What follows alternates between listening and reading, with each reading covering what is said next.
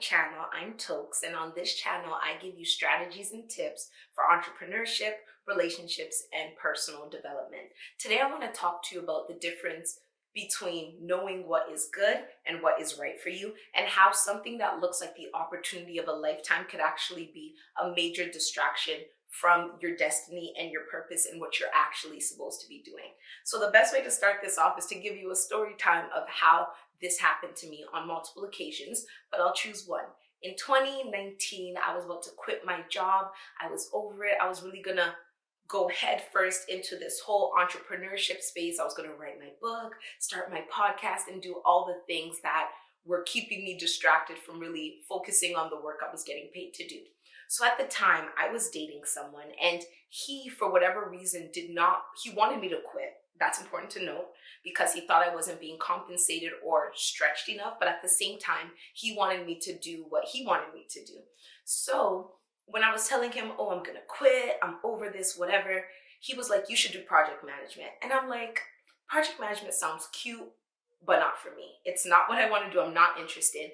And he was like, no, trust me, your skill set, you'd be amazing at it. You'd be able to really grow in that field and do all of that great stuff. And I did my research. I looked into project management. I'm like, okay, I have the organizational skills. I have this, I have that. I'd probably be actually decent at this. But this wasn't what I wanted for myself. And the thing is that he was really adamant on me going in this path. For whatever reason, he wanted to justify that for himself, so much so that he offered to pay for me to take a project management course. And these courses run upwards of around $5,000. He was gonna pay for me to take this course so that I'd have a head start and I'd be able to jump into project management, start making that money. And I looked him in the eye and I said, no, not interested, not doing it. This is not what I want. And I think probably the worst part of it is that $5,000 or so that he was going to give me towards the course, when I told him that that's not what I wanted to do with my life, he didn't give that to me to support me in my entrepreneurship or in my endeavors that I was doing for myself, which kind of lets you know why I'm saying he's my ex, among other things, right? Just because something looks good, it feels good, it seems like the opportunity of a lifetime, doesn't mean it's right for you. At the time, I had zero savings when I quit my job. If you want to hear more about that, look for my podcast episode where I talk about how I paid down $30,000 worth of debt, because that's what I ended up in by the end of 2019. But I had no money. I was about to go off on this risk. And then I was presented with this path that used my skills, this path that gave me opportunity, this path that someone was going to pay for, so that all I'd have to do is jump in and start making coin, no debt, quote unquote, no risk, right? But, what was I trading off? If I had taken that opportunity, taken that money, done that course, I'm almost at 3 years later, because I quit my job on February 8th, 2019. So in a few weeks, it's going to be 3 years. I would be in a completely different direction than I am right now. And that's why I'm coming to you and asking you the question, do you know the difference between what is good for you and what is right for you? What is good for you will look nice, it will look attractive, it will look appealing. He'll look attractive, he'll look appealing, but what is right for you is aligned with your purpose and who you're meant to be. It takes your skill set plus destiny and mashes them all together and puts you in the place where you're meant to be to hit your full potential.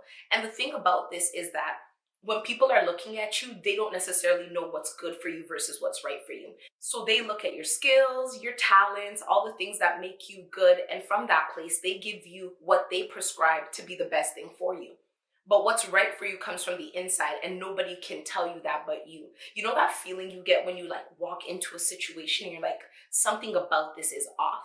Everybody else seems to be enjoying it, but I don't feel settled. That's that same voice that you need to listen to when you're making decisions of what you want to do for your life.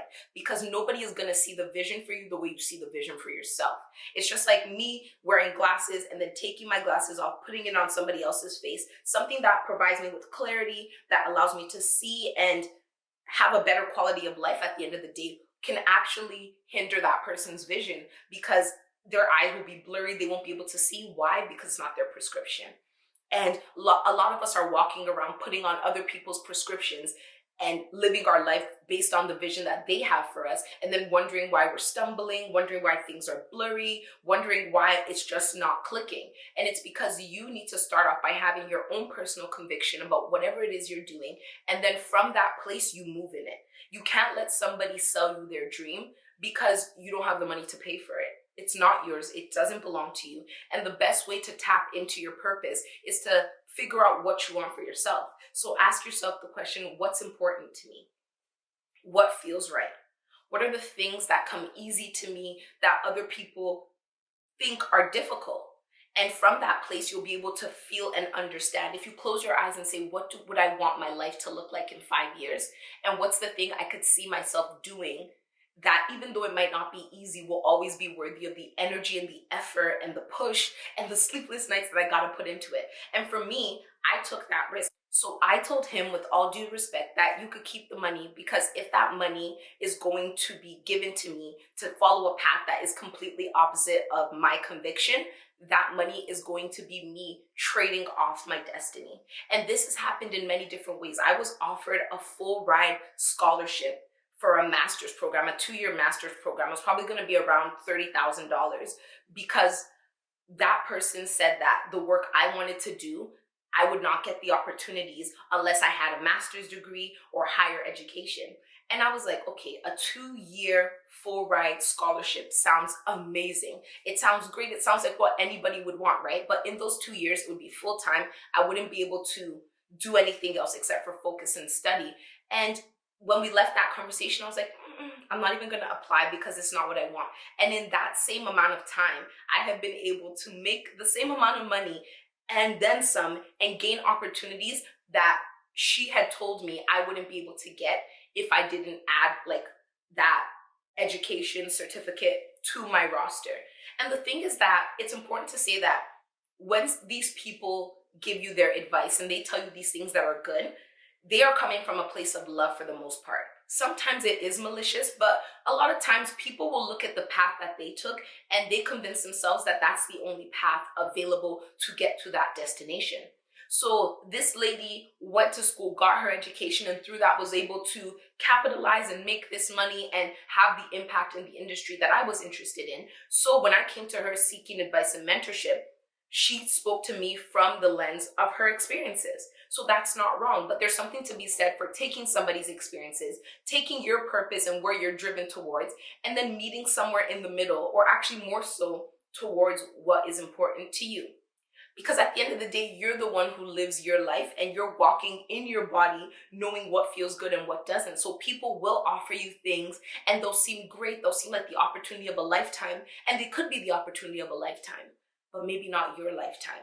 So you need to know what you want to do with your life. You need to be convicted so that when people do come with these good things, these great opportunities, these opportunities of a lifetime, you know what's right for you, and you can stand in that and look at those things and be like, in the moment, it might look good. This might be the best opportunity right now, but I know that if I were to take this opportunity, the trade-off would be my destiny, and I'm not willing to do that.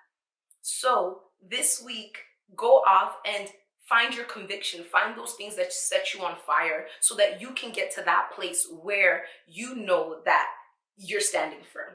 So that whatever opportunities come to you, you won't be so enamored by the money, by the notoriety, by the person who's bringing it to you that you idolize or you look up to in a way that you really shouldn't look up to more than yourself or your purpose or God who created you. You won't let all of that shiny stuff that's actually gold plated, because when you cut into it, it ain't purpose. So it ain't doing what it's supposed to do. It ain't giving. You won't let those things come and block you from landing where you're supposed to land. And there's the sacrifice, right? Like if I had taken those opportunities 3 years ago, I would feel like I'm moving faster than I did when I took like the route of going by myself. But at the end of the day, the traction that I've picked up now, the way I'm growing, the way I'm adding new things like this YouTube page, I wouldn't have been doing any of that. And the way that I'm growing now and the speed that I can like pick up, like, yes, I was going a snail's pace at one point, but now I'm like jumping. I'm moving so fast in ways that if I had taken those safe paths or those opportune paths that were presented to me on silver platters, I would probably be moving at a steady pace, but I wouldn't be able to hit the strides that I'm hitting now because it wasn't for me.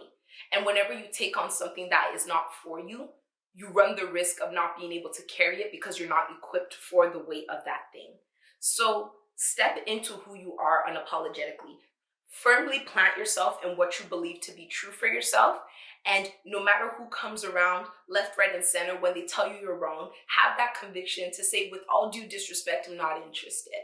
Not interested at all. I want nothing to do with it. You may not get it now. You may not see it now. But in due time, I know this to be true. You're going to see what's coming. And I hope you get a front row seat. So I want to hear from you. Have you had any experiences that seemed good, but then you realized they weren't right? And how did you maneuver figuring out that difference and then moving in the confidence and knowledge of knowing that it was good, but it wasn't right? Be it an opportunity, be it a person, whatever it is, let me know in the comments below and let's have this conversation. Bye.